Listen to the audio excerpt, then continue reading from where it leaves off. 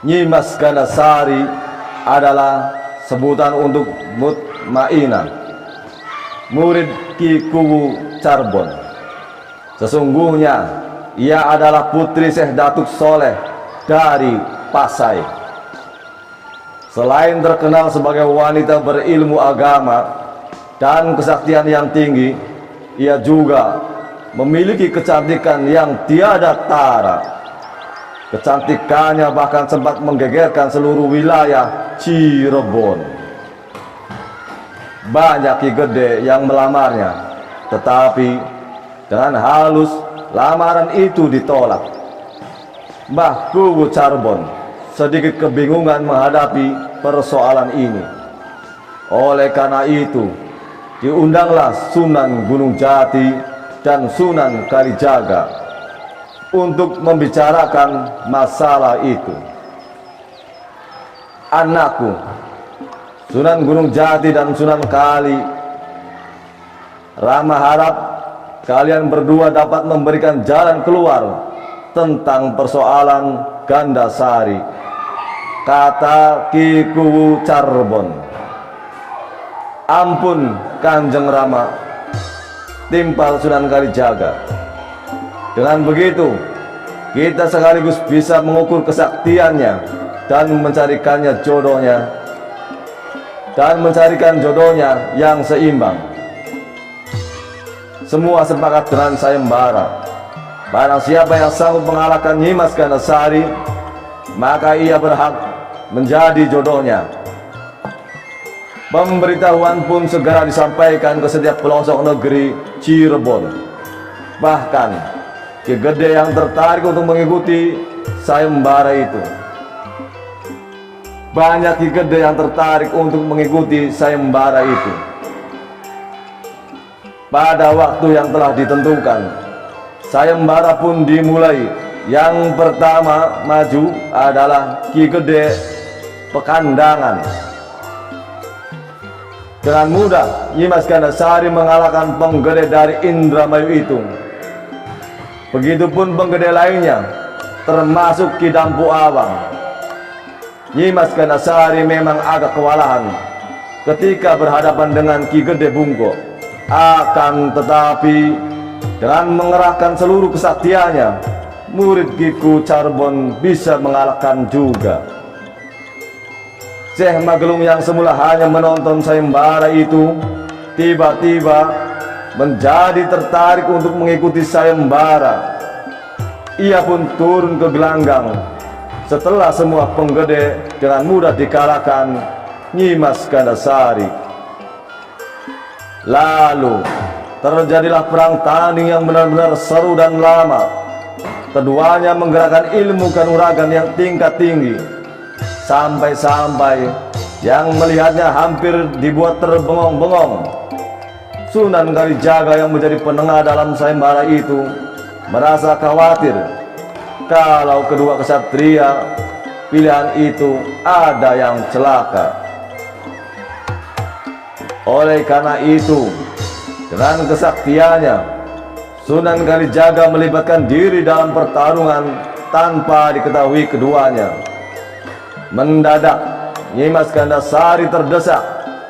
Tidak berapa lama, gerakannya tidak gesit lagi, dan hanya dengan pukulan yang menyerempet tubuhnya, ia terjatuh. Nyimas Gandasari kalah. Seluruh rakyat yang menyaksikan sayembara itu bersorak-sorai. Hamba memang kalah, Rama Sunan. Hamba juga tidak akan ingkar janji, kata Nyimas Gandasari masih tersengal. Akan tetapi, pernikahan hamba dengan Kang Mas Syekh Magelung Sakti, hamba mohon ditangguhkan dulu. Kenapa begitu Gandasari? Tanya Sunan Gunung Jati. Sekali lagi ampun Rama Sunan. Tugas dan pengabdian hamba pada Cirebon belumlah tuntas. Oleh karena itu, sudilah Rama Sunan mengabulkan permohonan hamba. Kalau begitu persoalannya, Rama Sunan tidak keberatan. Tetapi bagaimana dengan kau Magelung? hamba patuh pada Kanjeng Sunan.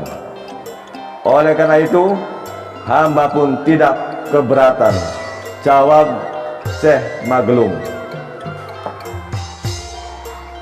Sayembara pun usai, semua penduduk kembali ke tempatnya masing-masing. Beberapa tahun berselang, terjadilah pertempuran besar antara negeri Galuh dan Cirebon. Negeri Galuh yang dipimpin oleh Prabu Cakraningrat tidak suka dengan orang-orang Islam. Peperangan begitu dahsyat, apalagi ketika negeri Galuh dibantu oleh negeri Talaga. Banyak pembesar kedua kerajaan yang gugur. Lama-kelamaan, tentara Galuh terdesak mundur dan kocar-kacir. Prabu Cakraningrat lalu bersembunyi di gua sambil mengirimkan wabah penyakit secara gaib ke negeri Cirebon. Akibatnya, banyak penduduk Cirebon yang meninggal. Melihat kenyataan itu, Mbah Kuwu Carbon teringat kembali peristiwa ketika ia dititipi Mutmainah atau Nyimas Gandasari untuk menjadi muridnya. Firasatnya waktu itu, di Cirebon akan terjadi perang besar melawan negeri Galuh dan Gandasarilah yang dapat mengalahkan musuh. Teringat hal itu, Mbah Kuwu segera menemui Sunan Gunung Jati. Ternyata sepakat untuk mengutus Nyimas Gandasari menghadap Prabu Cakraningrat. Kemudian berangkatlah Nyimas Gandasari menemui Prabu Cakraningrat yang sedang bertapa sambil mengirimkan wabah maut ke negeri Cirebon. Prabu Cakraningrat amat terkejut melihat kedatangan Gandasari. Ketahuilah, hai Prabu Cakraningrat, aku bukanlah wanita murahan. Aku adalah Gandasari, utusan negeri Cirebon. Maka bersiaplah menghadapi seranganku, kata Nyimas Gandasari sambil bersiap melepaskan pukulan mautnya. Prabu Cakraningrat yang masih terkesiap tampak tidak berdaya menghadapi serangan Gandasari yang tiba-tiba itu. Dengan pukulan berantai, ia pun dapat terkalahkan, tidak mampu memberikan perlawanan yang berarti. Nyimas Gandasari kembali ke Cirebon dengan membawa kemenangan. Sri Kandi Cirebon itu pun dianugerahi beberapa bidang tanah yang sekarang bernama Petukuhan Panguragan. Kurang lebihnya mohon maaf. Assalamualaikum warahmatullahi wabarakatuh. Terima kasih.